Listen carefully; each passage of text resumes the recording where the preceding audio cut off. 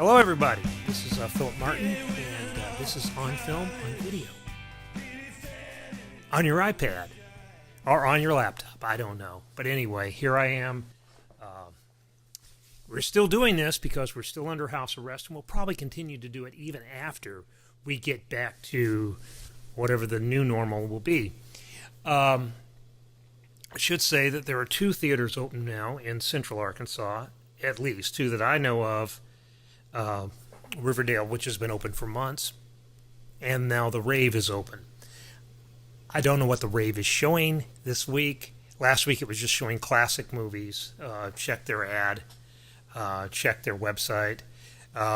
Riverdale is showing 2 new films this week that have just come out, Unhinged, which is a Russell Crowe thriller. I think it's along the lines of Steven Spielberg's Duel from back in the 70s. It's a road rage movie, and I haven't seen it, but I'm going to watch it as soon as I get done with this. And we also have Ethan Hawke playing Nikola Tesla. And if you're a Tesla fan, and I know some of you are, you'll be all over this one.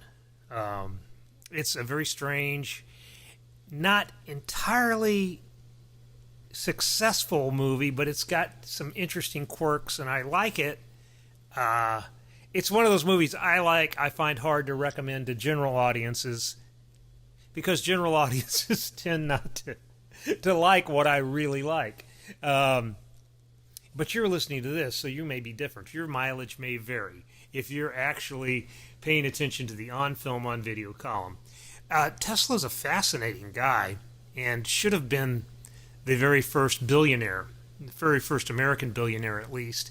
And you may know that he famously tore up a contract with George Westinghouse that would have paid him a royalty on like $2.50 on every horsepower that was generated by his motors, which would have just been, and it would be going on in perpetuity and be generating billions of dollars a year for his heirs. But he tore up that contract, saved the Westinghouse company. He's the reason that we have alternating current in our houses. He had some big ideas about wireless power transmission and death rays.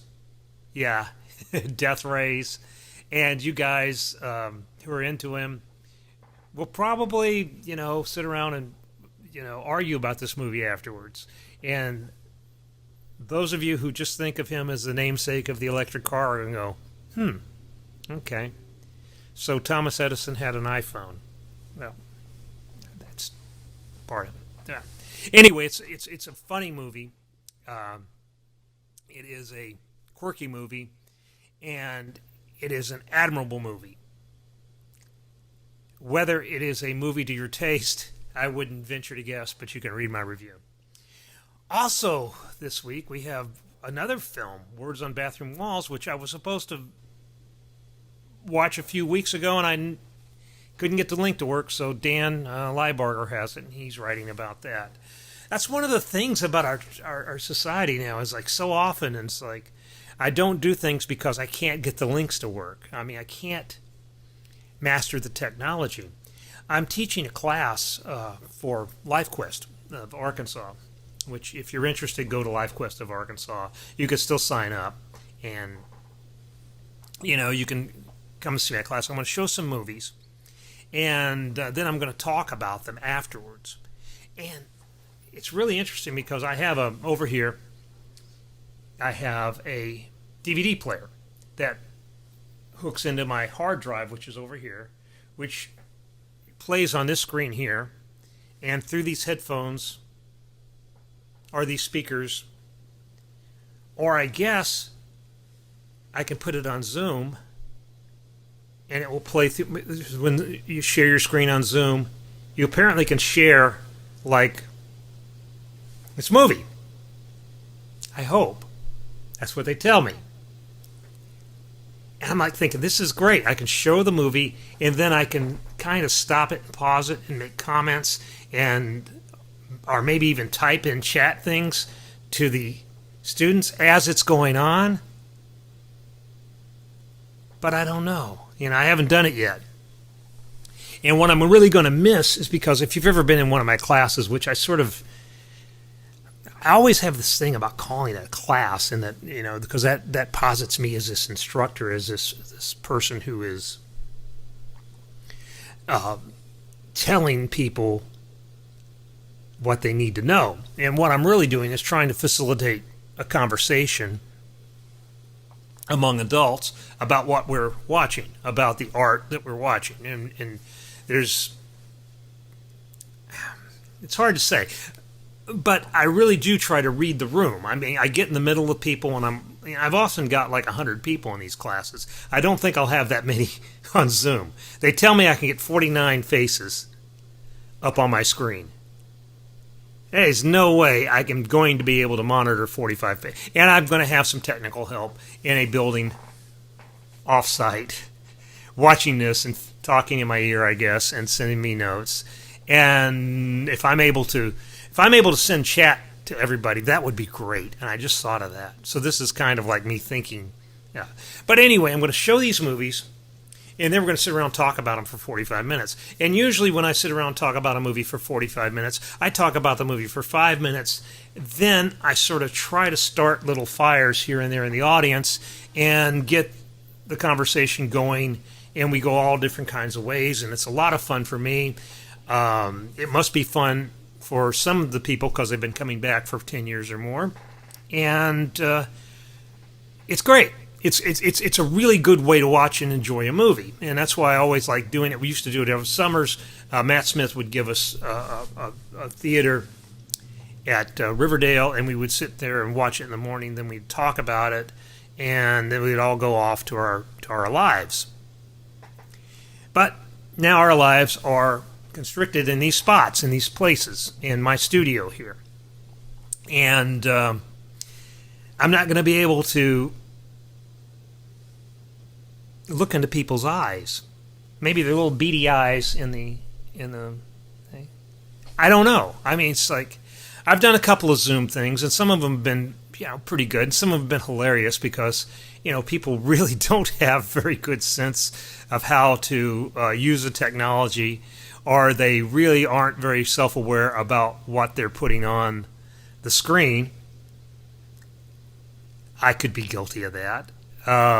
And things happen, and I don't know, sort of like these video columns have kind of been a run-through for that, and up into, taking the girls up here, my dogs will make an appearance occasionally, I imagine, and we'll just see how it goes. I would invite you, if you're interested at all, the LiveQuest thing is just a really good deal, especially now, since it's all online, and you can just get it. I think you can get unlimited courses for like $65 or something.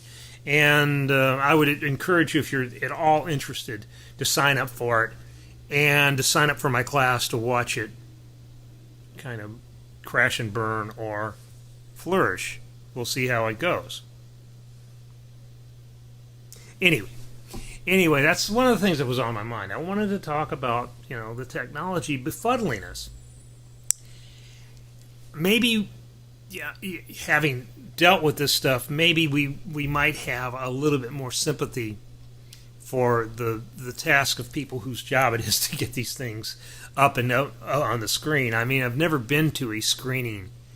I'm talking about a one-off screening of a film where everything went perfectly and the director was really happy with the sound and the way the the picture was framed and the focus and all that.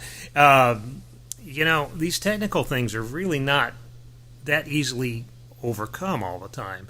I'm still struggling with how I'm going to play my DVDs. I might try and see if I can play something out of my iTunes catalog. Because one thing I can't do, and I had this schedule. I mean, I've got DVDs picked out to play, and I realize I can't play them because they're Blu-rays. And my fault. I don't have the capability of playing Blu-rays on my computer because I've never needed to do that. I've got a nice Blu-ray player downstairs. But I do have, the iTunes stuff, a library, a pretty good library of films that are in there, and I wonder if I could play those back at 4K or whatever on screen. And then they tell me, the LiveQuest people tell me, so don't worry so much about quality, the resolution and everything, because a lot of these people are going to be attending class on their phones, and some of them don't have the sort of resolution that you might have. So I'm, kind of like, well, what does it matter? We could just, kind of hold, I guess I could just kind of hold the movie up like this, or I guess like that. Not there's no movie there, but it's sort of like we could, I sort of could violate all kinds of probably FCC rules by doing that, like I could show you. I'm not going to do that. It's like, yeah, so yeah, I could just, I don't have a movie up here, but if I did, I could just hit it and play it and show it that way. We could work this out, I guess, but it's just so baffling. But anyway, we're back with movies in theaters that we can go see. And I've done that. And it's an interesting experience. And it is still satisfying. I mean, I don't know what your experiences at the movies are anyway. But ours experiences, we go and we sit in these big overstuffed chairs that recline. And we're sort of isolated from other people anyway. It's not like I have a lot of interaction with the people around me, and I really prefer not to. We don't eat during theaters. And it goes back to experience I had in 1969 at Red Sky at Morning, where I was a kid and went to the theater, and the smell of the hot buttered popcorn, which most people enjoy, kind of made me sick that day. I mean, sort of like, so anytime I'm in a theater, I don't really feel like eating because I can remember that I have that sensory experience. Now, that doesn't mean I haven't eaten at theaters we've had dinner before at theaters like the Alamo, Draft House, and then the Movie Tavern here in Little Rock. We've done that. And I will occasionally, have some popcorn or that. But, generally I'm not somebody who snacks a lot in the movies. So the concessions part of it isn't part of our experience generally. We don't, like I say, socialize with our fellow moviegoers. Though there is something about that communal, response to what's going on the screen. And you still get that if there are enough people in the theater. I mean, I go to a lot of movies, and I go to a lot of movies that aren't like critic screenings, that aren't restricted, that are pretty empty.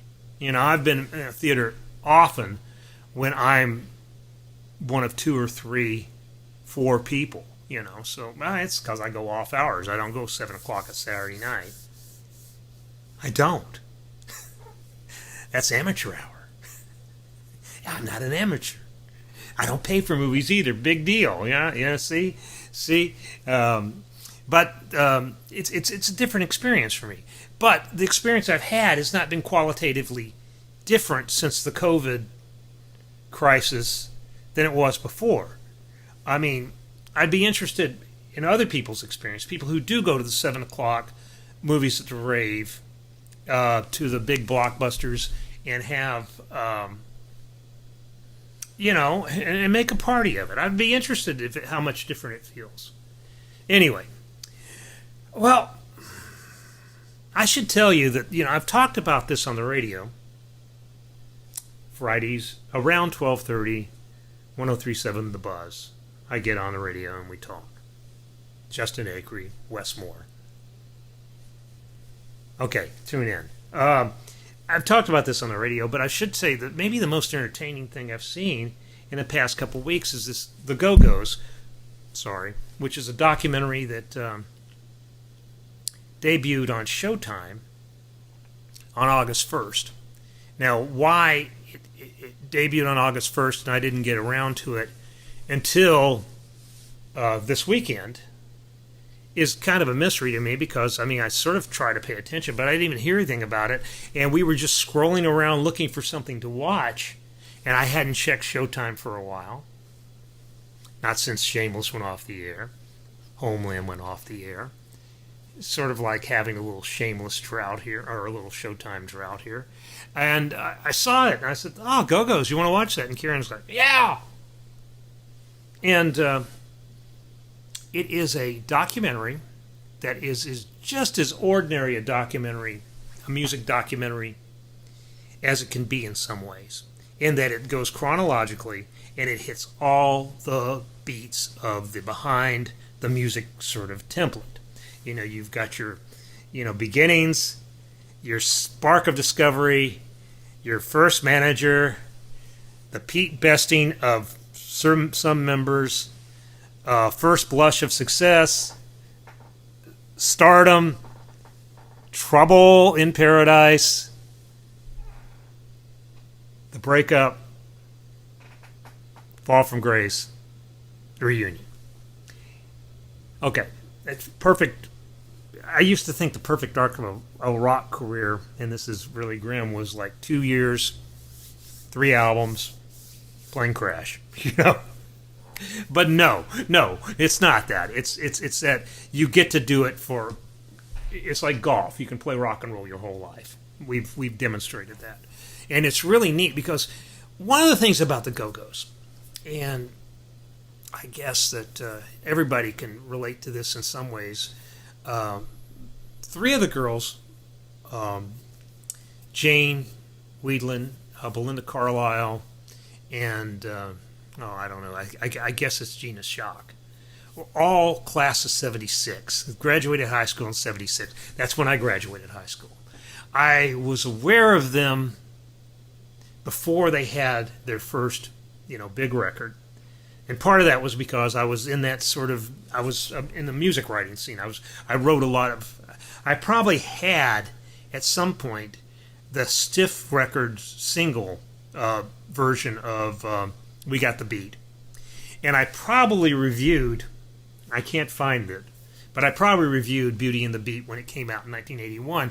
And I do remember that in 1981 I was in law school in Baton Rouge, and there was a band there that was basically a Go-Go's tribute band already, and it was these women. They called themselves Ladies' Room, and I got to know the drummer fairly well, and I actually kind of wanted to be in that band because those songs are so fun, and I couldn't be in that band. Well, there's a lot of bands I can't be in, but I couldn't be in the band. But I remember, and the Go-Go's were, just this great, effervescent, totally adorable, band. And I remember the August 1982 Rolling Stone cover that had them all posed in their white Jockey or Hanes underwear on the cover, and which was an adorable photo, still is an adorable photo.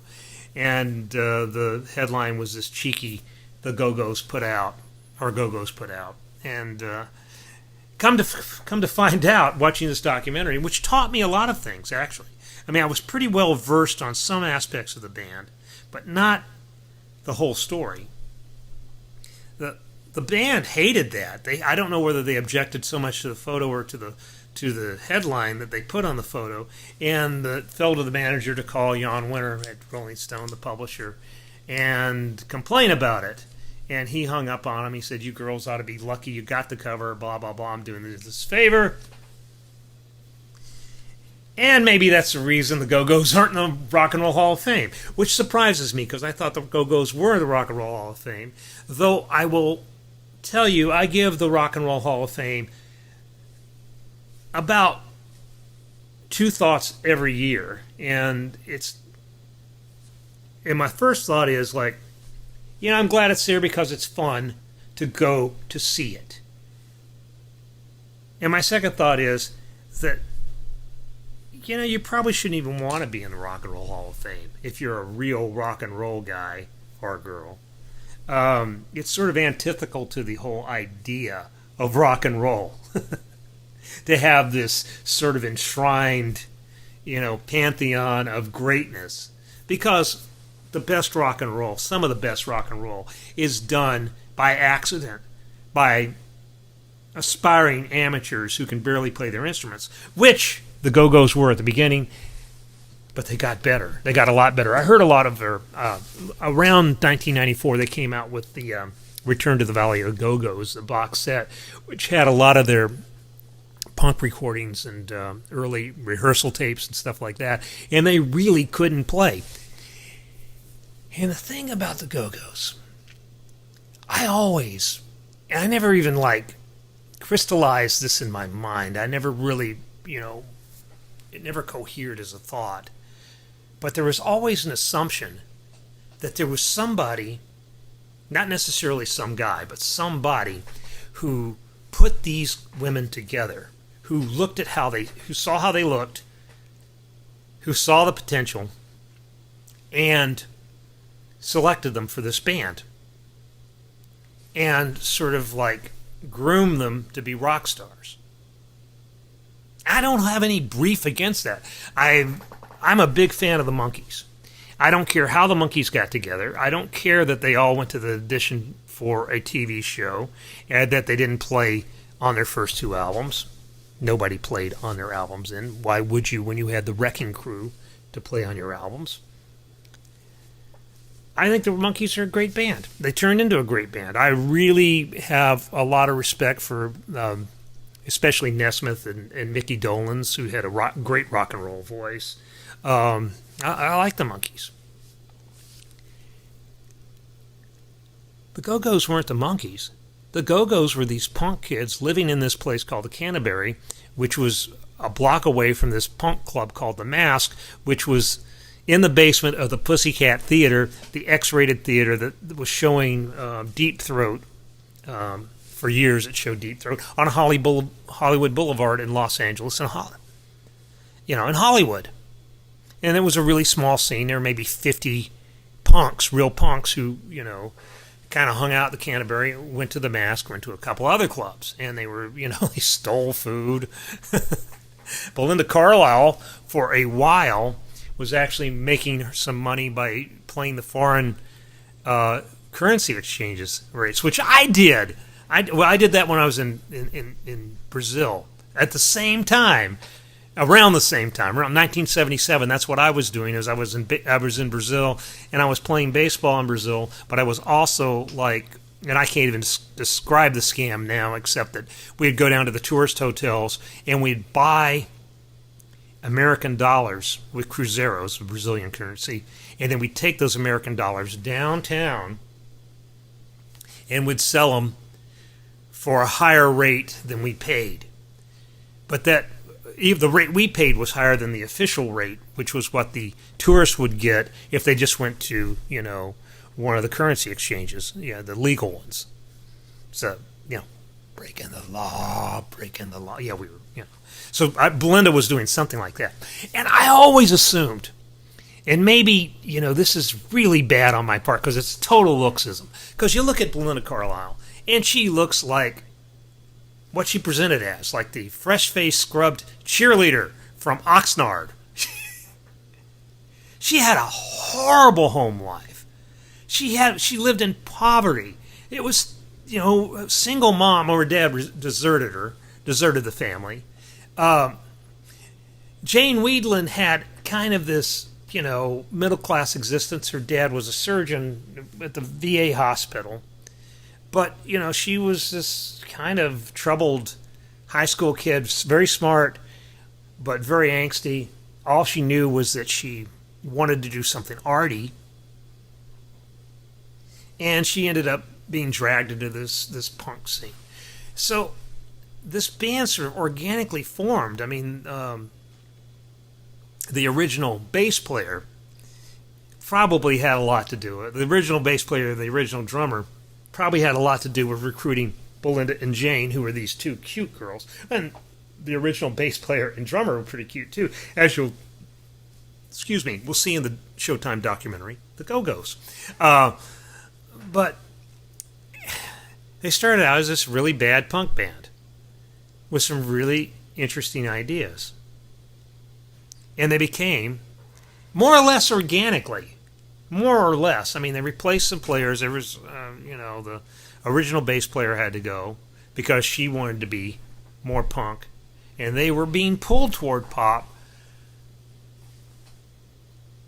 for reasons that make a lot of sense. I mean, number one is that was where their strength lay. Once you start slowing down the songs, the melodies started to emerge. And, Weedlin was becoming better as a guitar player.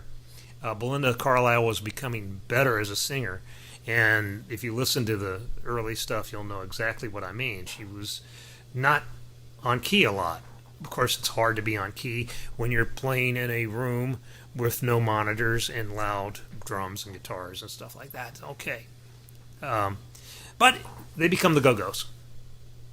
And the Go-Go's had this really good 3-4 year run. And it broke up. And it probably should have.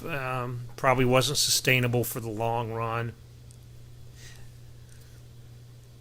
But then they come back. And, and it's sort of like that. Nobody hates each other now, though you can still tell that there's some issues in the band. There's some things that sting. It would be like, if you got together with your high school buddies who you'd been on the outs with for a while. Yeah. But they're almost my perfect contemporaries. I did not know as much as I thought I knew about them. Charlotte Caffrey, who came on, was the first new member added, was the first real musician, a classically trained pianist, and apparently a real heroin addict in the early 80s through the 80s, and I never knew that. I always figured that Caffrey was the cleanest and the most professional one and the least likely to, party that way. But anyway, that's what surprises you. It's not a great documentary. There's nothing really. If you're a big Go-Go's fan, I'm sure you won't learn anything. I learned a lot because I'm a casual Go-Go's fan, though I really did like them. And you'll find out probably why they're not in the Rock and Roll Hall of Fame, which, again, I'm not so sure you should aspire to be in the Rock and Roll Hall of Fame, but obviously people do. So, anyway, so we talked about that. We talked about this one. I don't know what we've got to talk about. I think I've talked enough about Scandinavian crime, drama. We're still deep into that. And just got into this 2018 series, and this is my pick to click. And I don't know where it originated. It might be BBC, might be someplace else. It's on Sundance now, called The Little Drummer Girl, which is a John Le Carre, thing. And it's really good. And it's Florence Pugh, who could play a 12-year-old in, what is it? The Little Women. Greta Gerwig's Little Women. But, she can do a lot more than that, too. So, anyway, we're out. It's less than a half hour. I wore clothes. I actually put buttons on. This is like the second time I've had buttons on in a month. And now I'm going to go out and do the rest of my day and treat people exactly how I would like to be treated. Bye, y'all.